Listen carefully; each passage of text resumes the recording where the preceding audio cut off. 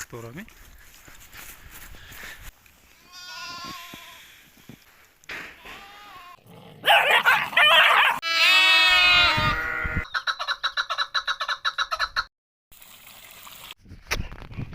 امروز دیگه مرتين برف دیده چند برف زده راه خروخت شکسته است.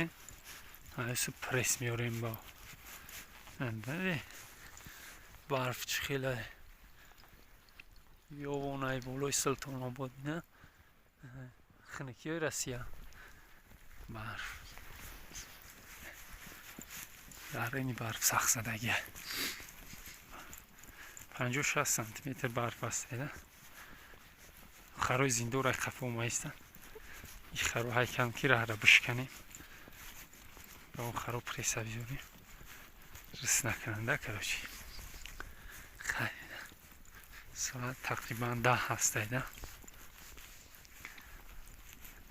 برف زده است با پورنه ایشه و روز مولوژی فربش ده برای سوازه گرفته درخت دارمی روش دم پورنه ایشه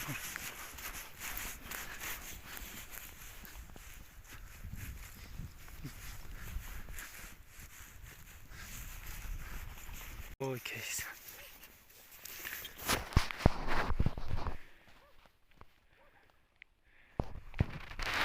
این کشون قرق قرق داره برق زدن خیلی با برق سخت زد خیال های گجو میگرده بودکو مدکو های چی گجوی ده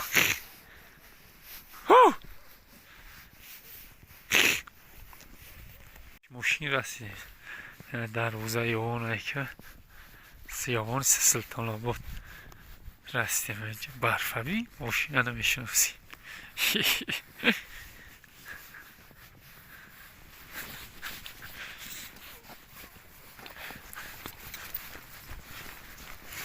حالا برفه دیده چند خزله اینه در روزه راه آور ماشین تیبار گشتیم این خرو این حال بودکو برف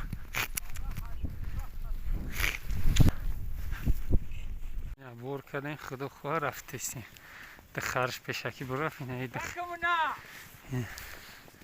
یا مچوی میگن؟ نار میگن یا نار؟ نه باید دید بور که رفتیستیم مایدان این رای اسفل اومده بودکو برف جوران ببینده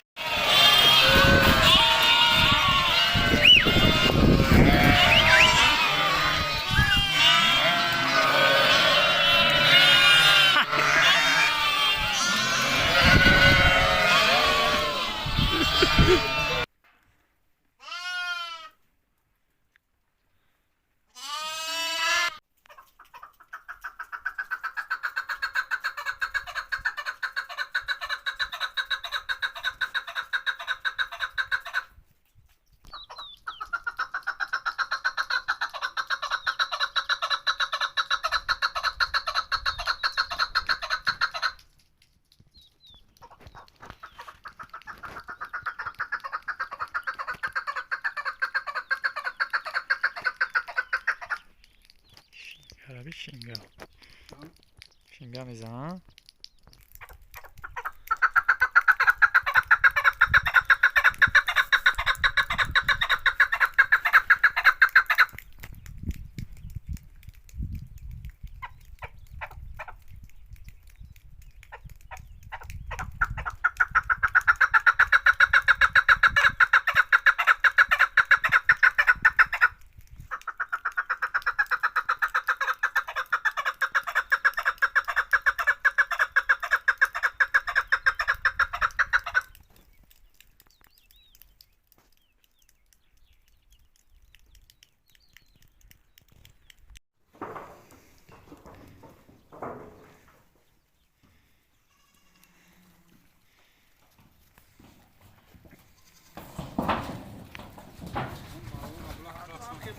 شمال میکنیم شمال بریم بیم ها